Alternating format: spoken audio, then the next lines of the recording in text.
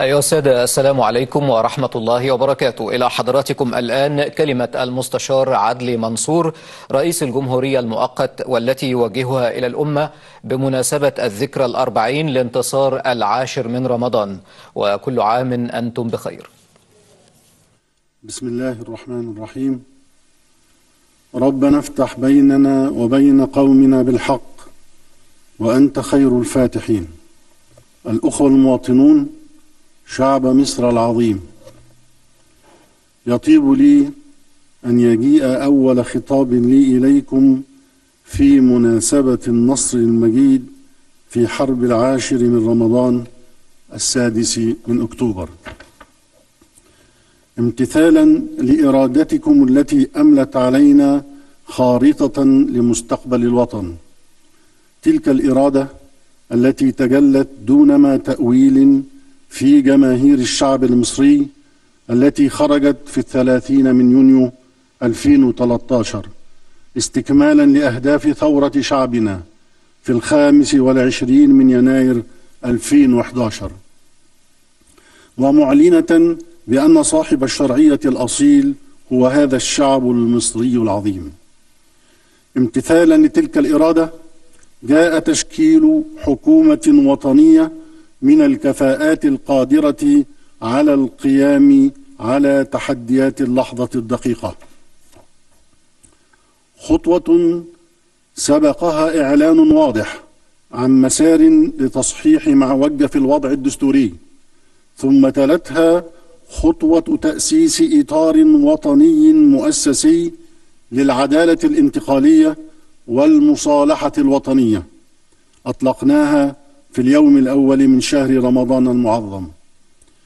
إن إطار العدالة والمصالحة يتجه إلى الجميع دون إقصاء أو استثناء، ولقد دعونا مؤسسات الدولة والمجتمع للعمل معا على إنجاز هدف السلم المجتمعي القائم على العدالة وسيادة القانون وقيم التعايش الإنساني. الأخوة المواطنون، لقد أذهل شعبنا وجيشنا العالم قبل 40 عاما في حرب 10 من رمضان، ثم عادت بلادنا لتذهل العالم من جديد في 25 من يناير 30 من يونيو.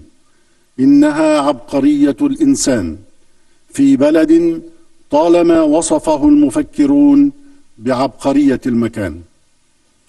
الأخوة المواطنون، لقد كانت نكسة 67 استثناء صادما على تاريخ عظيم. خاض شعبنا وجيشنا محنة كبرى كانت قاسية على النفس، ثقيلة على العقل. كان تقدير الكثيرين أنها محنة دائمة وهزيمة حاسمة. لم يدرك هؤلاء فلسفة التاريخ الكامنة في هذا الوطن، كما أنهم لم يدركوا أن آلاف السنين من الحضارة لا يمكنها أن تزول بفعل عاصفة عنيفة مهما كان حجمها ومهما علت شدتها.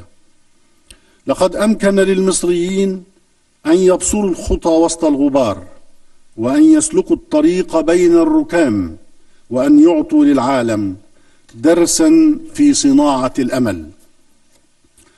لقد أمكن لشعبنا وجيشنا أن يخوض حرب الاستنزاف المجيدة بعد أيام من الهزيمة، ثم جاءت حرب 10 من رمضان 6 من أكتوبر، واستطاع الجيش المصري العظيم أن يحقق انتصارا أسطوريا كان حديث العالم ولا يزال.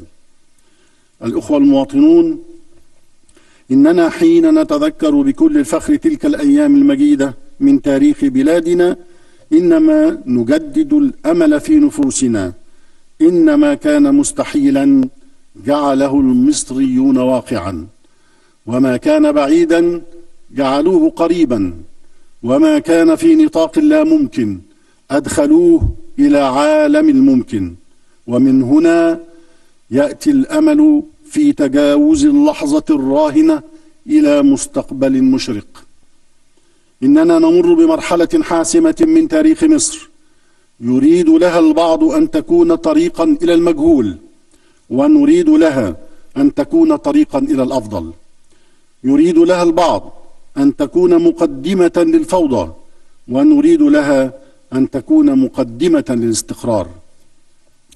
يريدون لها أن تكون مدخلا إلى العنف والدماء، ونريد لها أن تكون تأسيسا لصون الحياة وترسيخ حقوق الإنسان. إننا ندرك تماما أن الذين يريدون طريق الدماء يرفعون رايات خادعة وشعارات كاذبة.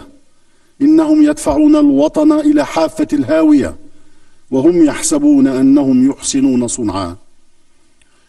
الإخوة المواطنون، إنني أؤكد لكم جميعا التزامي والتزام الحكومة بتحقيق الأمن والاستقرار في بلادنا. لن يأخذنا الخوف ولا الفزع، ولن تأخذنا بالذين يقتلون الأبرياء هوادة أو تهاون. سنخوض معركة الأمن حتى النهاية. سنحافظ على الثورة، سنبني الوطن، سنمضي دون تردد إلى الأمام. لن تعود حركة التاريخ إلى الخلف، ولن يقطع أحد طريق شعبنا نحو الحرية والاستقرار. إننا ندرك أننا جزء أساسي من هذا العالم، وندرك أننا لا يمكننا أن ننشغل بتحديات الداخل عن متغيرات الخارج. وندرك كذلك أن ثورة شعبنا العظيم في 30 من يونيو لم تكن فحسب من أجل تحسين المعيشة وجودة الحياة، بل كانت أيضا من أجل عودة الدور والمكانة. إننا نؤمن بالسلام والتعاون بين دول وشعوب العالم، ونمد أيدينا لأنصار السلام والرخاء في جنبات الأرض، وسنعمل على تأكيد دورنا اللائق في مسار الفكر العالمي وفي مسيرة القرن 21.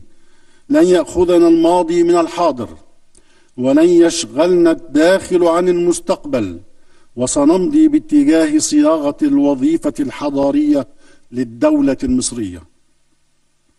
إنني أجدد التهنئة للشعب المصري العظيم بمناسبة نجاح ثورتنا، وبمناسبة نصر 10 من رمضان 6 من أكتوبر، داعيا الله عز وجل أن يحيطنا برعايته ويشملنا برحمته، وأن يسدد خطانا على الطريق المستقيم. بسم الله الرحمن الرحيم. ربنا لا تزغ قلوبنا بعد إذ هديتنا، وهب لنا من لدنك رحمة إنك أنت الوهاب. صدق الله العظيم. حفظ الله مصر، والسلام عليكم ورحمة الله.